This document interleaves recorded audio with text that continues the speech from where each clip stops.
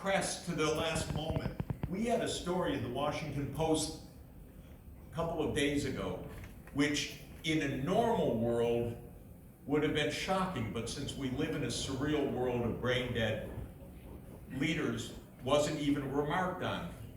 The headline was, Biden now ignores all of Putin's red lines. And then the article says, well, we keep pushing and we keep crossing his red lines and everything's fine.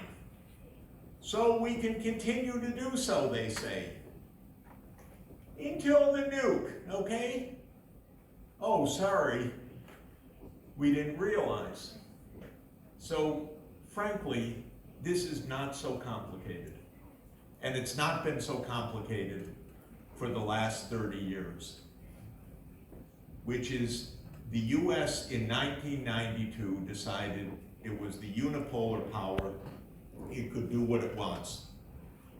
Understandably, Hungary, given the history, said, great, we're joining the alliance. Poland, Czech Republic. Okay, first wave, completely understandable.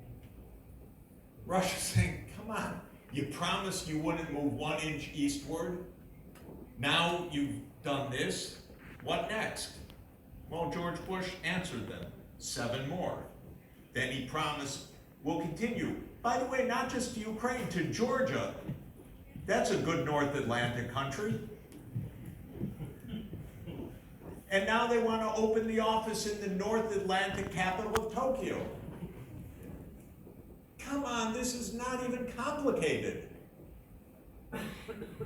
Now, NATO supposedly is an alliance, not just a US fantasy. So if Hungary and Turkey, and if you could find a couple of other sane places, or places that had guts to say, really, this is not a good idea right now. This is not saving Ukraine.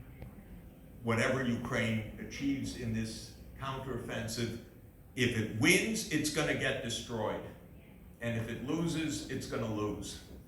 So there's no win for Ukraine, period, on the military. It's impossible.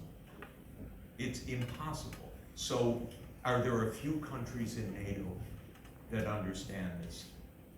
And that are, not just understand it, because I talk to NATO leaders and they say, Washington treats us like children. So are there a few that don't care how Washington treats them, that want to say the truth to the public? The interesting thing, and I'll stop here, most of the world gets this completely. Who's really on side of the US in the world right now?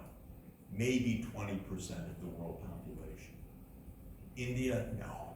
China, no. Brazil, no. The Middle East, no. Africa, no.